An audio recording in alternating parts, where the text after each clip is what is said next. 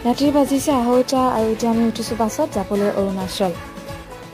লাহে লাহে পোহৰ হৈছেগৈ আৰু আমি সোমাইছোঁ অৰুণাচলত এয়া হৈছে পাছিঘাটৰ দলংখন বহুত ধুনীয়া পাইছে গাইজ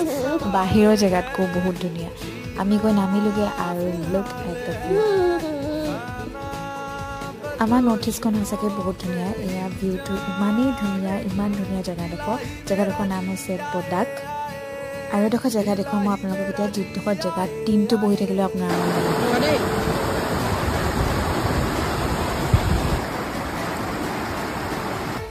চবেই মিলি পুৰা ডান্স কৰিলোঁ ফূৰ্তি কৰিলোঁ তাৰপিছত আমি চবেই একেলগে মিলি খালোঁ খানা